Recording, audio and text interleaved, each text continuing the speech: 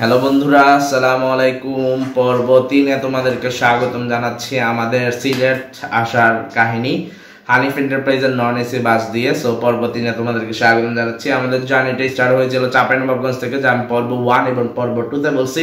So পর্ব 2-তে শেষের দিকে আমরা মূলত আমিনবাজার চলে আসছিলাম। আমিনবাজারে হচ্ছে চিস্তিয়া পাম্প নামে একটা পাম্প আছে, ওইটা হানিফেরই একটা পাম্প। ওইখানে মূলত আমরা আমাদের বাসের তেল ভরি। তারপর প্রায় আধা ঘন্টা 30 মিনিট পর প্রায় রাত 11টা 30 বা 40-এর দিকে বা 12টার দিকে আমরা ওইখান থেকে রওনা হয়ে যাই ঢাকার উদ্দেশ্যে। সো এক এক করে আমরা গাবতলী সায়দাবাদ হয়ে ঢাকাতে ঢুকি, মানে কল্যাণপুর হয়ে ঢাকাতে ঢুকি। ঢোকার পরে আমাদের যে সুপারভাইজার ছিল উনি চেঞ্জ হয়ে যায়, আর আমাদের যে হাবিব ভাই, যার সাথে আমার পরিচয় আছে বা আমার সাথে পুরো ফ্রেন্ডলি, ওই হাবিব ভাই উঠে যায় আমাদের বাসে। আর উঠে উনি পুরো সারপ্রাইজ হয়ে যায় আমাকে দেখে, কারণ আমি ওনাকে জানাই নাই যে আমি ট্রিপে আসছিলাম বা ওই দিন ট্যুর দিচ্ছিলাম। সো উনি আমাকে দেখে খুশি হয়ে যায়, আমি অনেক খুশি হয়ে যাই। আর আমি আগেও জানতাম যে উনি বাসে উঠবে, বাট উনি জানতো না যে আমি বাসে আসি। সো আশা করি বুঝতে পারতেছো। সো এইভাবে করতে করতে আমরা মূলত বাসে আমাদের জার্নি স্টার্ট হয়ে যায়। ঢাকা থেকে আমরা সিলেটের উদ্দেশ্যে রওনা হয়ে যাই।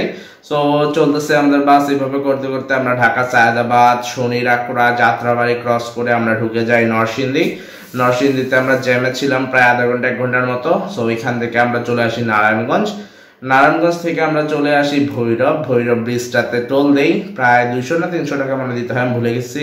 সো টোলটা দেওয়ার পরে আমরা ঢুকে যাই আশুগঞ্জের উজান ভাটি নামক যে রেস্টুরেন্ট আছে ওইটাতে। আর ওইখানে আমাদের প্রায় আধা ঘন্টা ব্রেক দেয়, আর আমি আমার আব্বু আম্মুর সাথে নেমে গেছিলাম। আর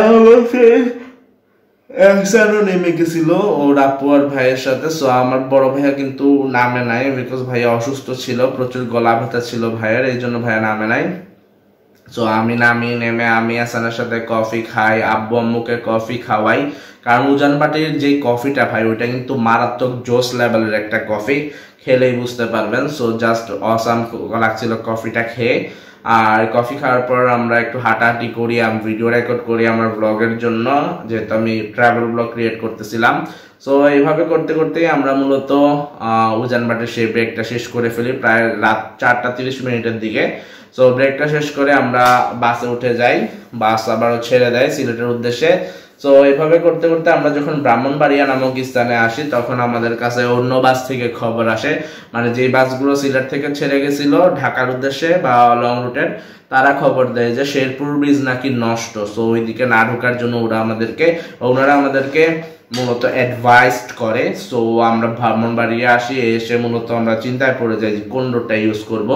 তখন আমি ম্যাপ দেখে হাবিব ভাই এবং বদর কাকাকে বলি, ভাইয়া আমরা শায়েস্তাগঞ্জের মিরপুর একটা জায়গা আছে, ওইটা যদি আমরা ঢুকি তাহলে ওই দিক থেকে আমরা সিম্পলি শ্রীমঙ্গল এবং মৌলভীবাজার ক্রস করে আমরা আমাদের সিলেটে পৌঁছে যেতে পারবো ফেঞ্চুগঞ্জ হয়ে।